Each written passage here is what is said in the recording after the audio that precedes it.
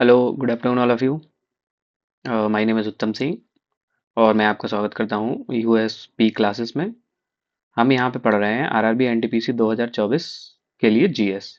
तो ये सीरीज मैंने स्टार्ट की है जनरल अवेयरनेस सेक्शन के लिए आरआरबी एनटीपीसी 2024 के जो आने वाला पेपर है।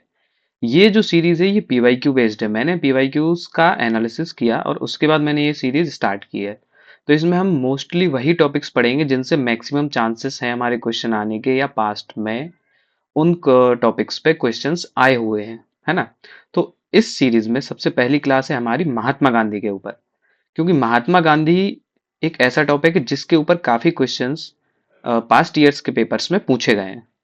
ओके, तो हम स्टार्ट करते हैं Mahatma Gandhi class one, P Y Q based sure short question series की क्लास वन, जो कि है महात्मा गांधी के ऊपर बेस्ड। बिकॉज आज देखिए 2 अक्टूबर है, महात्मा गांधी की बर्थ एनिवर्सरी। तो सबसे पहला टॉपिक महात्मा गांधी, उन्हीं से हम स्टार्ट करते हैं। ठीक है, चलिए देखिए। सो सबसे पहले हम महात्मा गांधी की बात करते हैं। तो सबसे पहले आज बर्थ एनिवर्सरी है, तो जो सबसे पहला हमारा फैक्ट होगा वो उनके बर्थ प्लेस को लेके होगा। ठीक है, तो महात्मा गांधी का जो बर्थ हुआ था, यानी कि जो बॉर्न कब हुए थे, वो उनका जन्म हुआ था 2 अक्टूबर 1869 में। कहाँ पे? पोरबंदर जिले में हुआ था। ये पोरबंदर आपका कहाँ पड़ता है? ये पड़ता है गुजरात में। ठीक है, सेकंड पॉइंट, उनकी डेथ एनिवर्सरी कब होती है? तो उनकी डेथ एनिवर्सरी है वो, यानी कि 30 जनवरी 1948 को। इस दिन नाथूराम गॉडसे ने इनकी गोली मारकर हत्या कर दी थी। ठीक है, तो ये भी आपको याद रखना है कि इनकी डेथ एनिवर्सरी कब है, वो है आपकी 30 जनवरी 1948 में। अब इनके पेरेंट्स की बात करते हैं। तो इनके पेरेंट्स, इनके फादर का नाम था करमचंद गांधी, जो कि इनका पूरा नाम है महात्मा गांधी का मोहनदास करमचंद गांधी। तो जो करमचंद गांधी है वो इनको इनके फादर का नाम है। ठीक है, और इनकी मदर का नाम था पुतलीबाई। राइट, अब देखिए, अब अगर हम इसके बाद बात करें कि इन्होंने अपने पूरे लाइफ में क्या कौन कौन सी बुक्स लिखी हुई है ना। तो इन्होंने अपनी लाइफ में जो बुक्स लिखी हुई हैं, मेन सबसे इंपॉर्टेंट बुक है हिंद स्वराज, और इसको इंग्लिश में बोला जाए तो इंडियन होम रूल। ठीक है, एक बुक। सेकंड बुक है इनकी my experiments with the truth. Right, and third one है यंग इंडिया। तो ये इनकी कुछ मेजर बुक्स हैं जो कि इन्होंने अपने लाइफ में लिखी हुई हैं, और ये हमारे एग्जाम पॉइंट ऑफ व्यू से बहुत ज्यादा इंपॉर्टेंट है। हालांकि जो हिंद स्वराज और इंडियन होम, इसका क्वेश्चन लास्ट ईयर जो पेपर हुआ था, लास्ट ईयर से मेरा मतलब है जो लास्ट पेपर हुआ था आरआरबी एनटीपीसी का, उसमें ये क्वेश्चन पूछा गया है। ठीक है, नाउ अक्टूबर 2 को यूनाइटेड नेशंस ने international day of non violence भी घोषित किया हुआ है।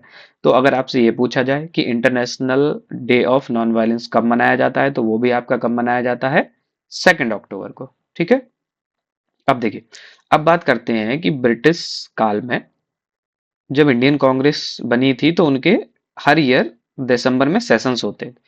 तो ओनली 1924 में एक इंडियन नेशनल कांग्रेस का सेशन हुआ था वेलगांव में। ठीक है, वेलगांव में। तो ये केवल एक ही सेशन है जो महात्मा गांधी जिसमें प्रेसिडेंट थे, उन्होंने इस सेशन को प्रिसाइड किया था। इसके अलावा उन्होंने किसी भी इंडियन नेशनल कांग्रेस सेशन को प्रिसाइड नहीं किया है, वो किसी के भी प्रेसिडेंट नहीं रहे हैं। ठीक है, अब देखिए, अब हम बात करते हैं उनके आश्रम की। तो उन्होंने जो अपना पहला आश्रम है उसका नाम था सत्याग्रह आश्रम, जो उन्होंने कहाँ पे किया था? ये किया था अहमदाबाद गुजरात में। ठीक है, तो आपसे क्वेश्चन पूछा जा सकता है कि महात्मा गांधी ने अपना पहला आश्रम कहाँ एस्टेब्लिश किया था? तो वो किया था अहमदाबाद गुजरात में। आश्रम का नाम क्या था? सत्याग्रह आश्रम, और इसको कोचराब आश्रम भी बोला जाता था, है ना। आपसे ईयर भी पूछ सकते हैं किस ईयर में किया था। तो ये कब किया था उन्होंने? 1915 में। अब देखिए, अब हम आगे बात करते हैं। हमें पता है इंडिया आने से पहले गांधी जी कहाँ पे थे? साउथ अफ्रीका में। तो उन्होंने वहां पे भी कुछ वर्क किए हैं। कुछ वहां से मेनली जो उनकी जर्नी है इंडिया में मूवमेंट की, वो आपकी साउथ अफ्रीका से ही स्टार्ट हो गई थी। राइट, तो उनकी जर्नी साउथ अफ्रीका से स्टार्ट हो गई थी। तो हम सबसे पहले ये देखते हैं कि साउथ अफ्रीका में भी उन्होंने कुछ वर्क्स किए थे जो कि इंपॉर्टेंट हैं और हमारे एग्जाम पॉइंट ऑफ व्यू से इंपॉर्टेंट है और उन पे क्वेश्चंस आ सकते हैं। तो देखिए, जैसे कि नटाल इंडियन कांग्रेस, तो ये जो महात्मा गांधी ने साउथ अफ्रीका में 1894 में फॉर्म की थी, यानी फाउंडर थे इसके। तो कहाँ पे की थी? ये की थी साउथ अफ्रीका में। तो आपसे ये चीज पूछी जा सकती है कि नटाल इंडिया कांग्रेस महात्मा गांधी ने कहाँ फाउंड की थी? इसमें ऑप्शंस आपके इंडिया का हो सकता है, साउथ अफ्रीका हो सकता है। तो ये ध्यान रखना है कि ये कहाँ की थी हमने? साउथ अफ्रीका में उन्होंने फॉर्म की थी। ठीक है, इसके बाद नेक्स्ट पॉइंट, 1899 से 1902 तक बोअर वार करके एक वॉर हो रहा था साउथ अफ्रीका में, जो कि ब्रिटिश और साउथ अफ्रीका के बीच में था। तो वहां पे इनका क्या रोल था? तो उसमें गांधी जी का रोल था, उन्होंने उस वॉर में एक इंडियन एम्बुलेंस कॉर्प्स को ऑर्गेनाइज किया था, जिसका मोटिव था घायलों की मदद करना। ठीक है, तो ये भी हमें ध्यान रखना है। अब 1906 में उन्होंने साउथ अफ्रीका में एक सिविल डिसोबीडियंस मूवमेंट भी स्टार्ट किया था। तो ये पॉइंट हमें ध्यान रखना है कि 1900 से अगर आपसे पूछा जाए कि साउथ अफ्रीका में गांधी जी ने सिविल डिसोबीडियंस मूवमेंट किया था या नहीं किया था, तो इसका आंसर होगा हाँ, किया था। है ना? कब किया था? ईयर 1906 में। अब सबसे इंपॉर्टेंट क्वेश्चन क्या है? गांधी जी साउथ अफ्रीका से इंडिया कब आए? तो गांधी जी साउथ अफ्रीका से इंडिया आए थे जनवरी 1915 में। ठीक है, ये चीज हमें याद रखनी है, ये मोस्ट इंपॉर्टेंट क्वेश्चन है। ठीक है, ये आप ये समझ लीजिए मैक्सिमम वनडे एग्जाम्स में पूछा जाता है या पूछा गया है कि गांधी जी कब साउथ अफ्रीका से इंडिया आए थे, तो वो है आपका 1915 में। ठीक है, फिर तो इस पे मैं स्टार मार्क कर देता हूं क्योंकि ये हमारा मोस्ट इंपॉर्टेंट क्वेश्चन है। इसके बाद सेकंड वन, फरवरी 1916 में अब इंडिया में आए तो थे, बट उनका जो मेजर पब्लिक अपीयरेंस हुआ था वो फर्स्ट कहाँ हुआ था? तो जो उनका फर्स्ट मेजर पब्लिक अपीयरेंस था वो था बनारस हिंदू यूनिवर्सिटी में। ठीक है, जो कि ये कहाँ पे है? ये है बनारस में, बनारस यूपी में। है ना? तो हमें ये ध्यान रखना है कि उनका जो मेजर पहला अपीयरेंस कहाँ था? वो था बनारस हिंदू यूनिवर्सिटी में।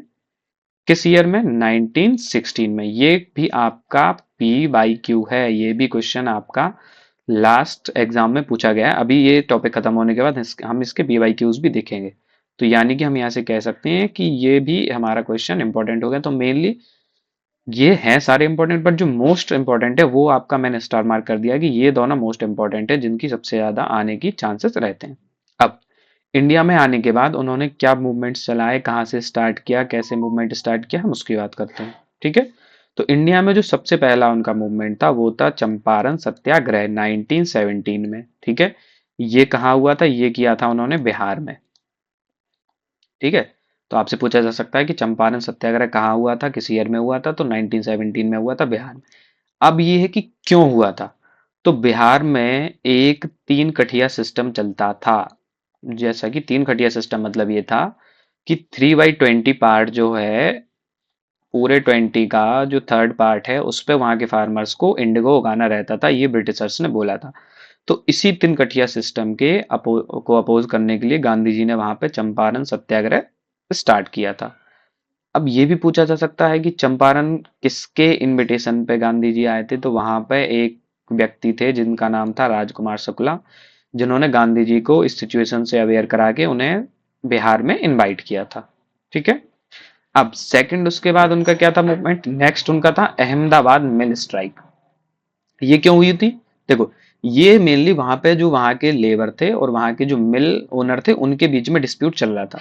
तो जो वहां के लेबर थे वो वेजेस ज्यादा मांग रहे थे, तो इसीलिए उनको सपोर्ट करने के लिए गांधी जी ने क्या किया था? अहमदाबाद मिल स्ट्राइक की थी 1918 में। कहाँ पे? अहमदाबाद में। ठीक है, और हम ये भी कह सकते हैं कि ये गांधी जी की पहली हंगर स्ट्राइक थी।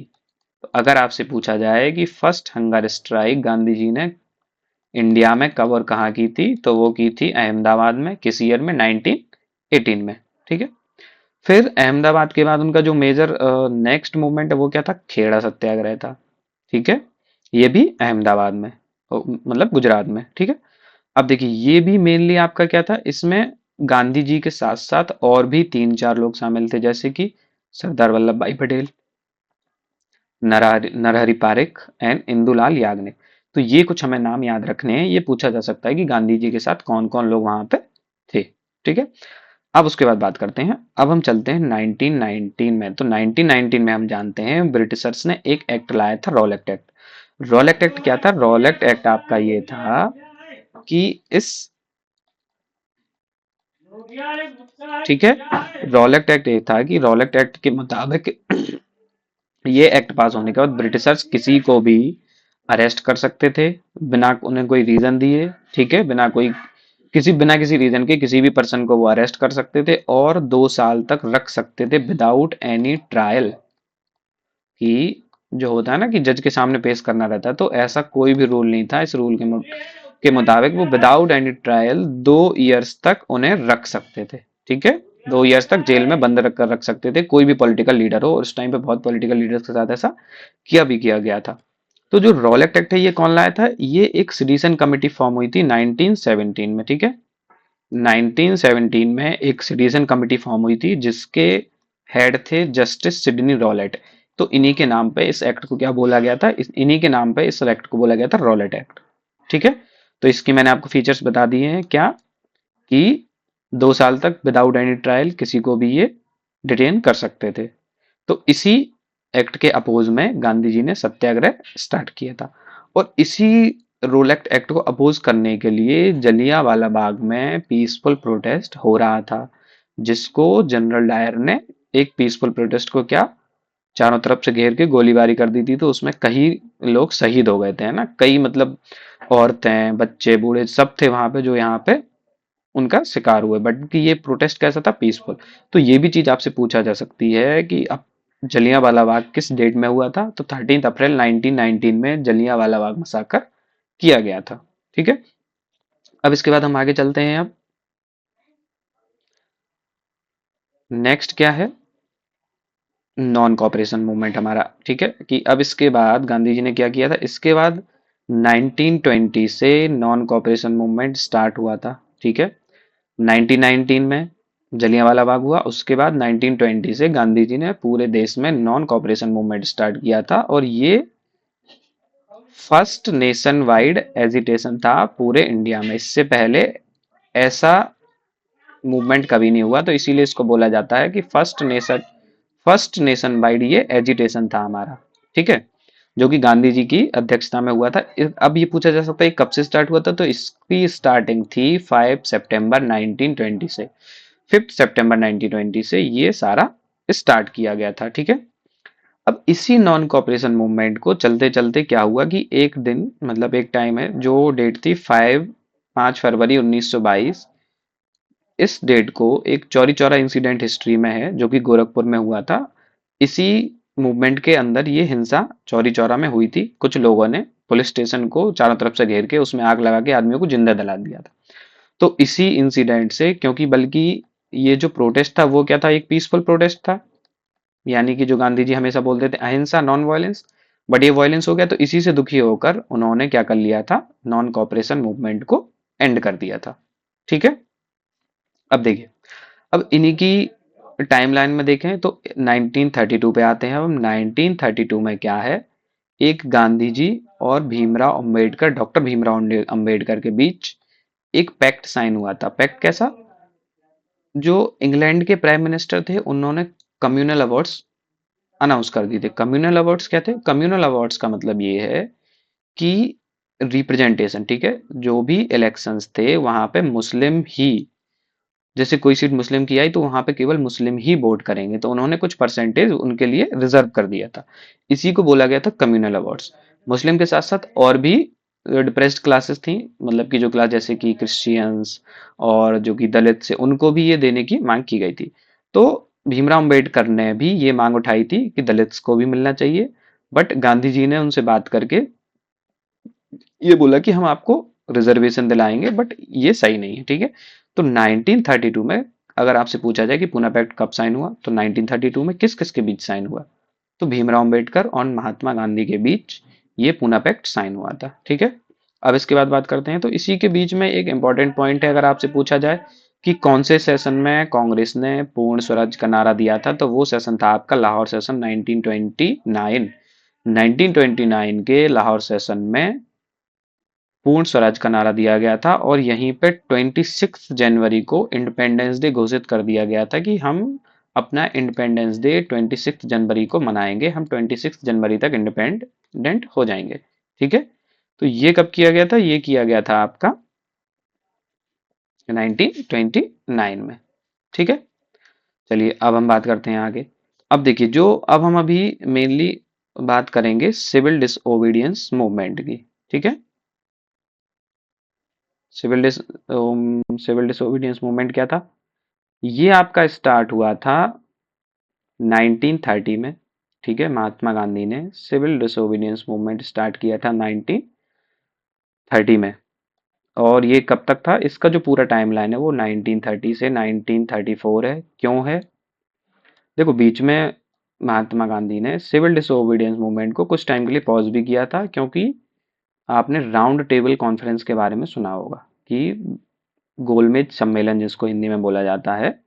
तो राउंड टेबल कॉन्फ्रेंस में पार्टिसिपेट करने के लिए, सेकंड उनकी कुछ डिमांड्स की बात करने के लिए उन्होंने बीच में इसे पॉज कर दिया था, बट जब उनकी डिमांड्स फुलफिल नहीं हुई तो फिर उन्होंने, गांधी जी ने ये फिर से स्टार्ट किया था। ठीक है, तो जो मेन इसकी टाइमलाइन है उसके बारे में देखें तो वो है आपकी 1930 से 1934। आपसे पूछा जा सकता है सिविल डिसोबीडियंस मूवमेंट स्टार्ट कब हुआ था? तो ये हुआ था 12 मार्च 1930 को स्टार्ट। 12 मार्च 1930 को कहाँ से? डांडी मार्च। मेनली महात्मा गांधी ने 12 मार्च 1930 से दांडी से मार्च करना स्टार्ट किया था। इसीलिए बोला जाता है कि जो हमारा सिविल डिसोबीडियंस मूवमेंट है वो 12 मार्च 1930 से स्टार्ट हुआ। ठीक है, दांडी मार्च के साथ। तो ये देखिए, ये रहा हमारा दांडी मार्च। अब देखिए दांडी मार्च क्या था? दांडी मार्च 12 मार्च 1930 को स्टार्ट किया। क्यों? उस टाइम पे जो ब्रिटिशर्स थे वो क्या थे, सॉल्ट पर भी टैक्स लगाते थे। जो इंडिया में सॉल्ट प्रोड्यूस होता था वो उस पर भी टैक्स लेते थे। तो इसी चीज को अपोज करने के लिए गांधी जी ने 12 मार्च 1930 को दांडी से एक मार्च अपने आश्रम से, साबरमती आश्रम जहाँ पे वो रहते थे, वहां से उन्होंने मार्च स्टार्ट किया। कहाँ पे? कोस्टल टाउन में, गुजरात में।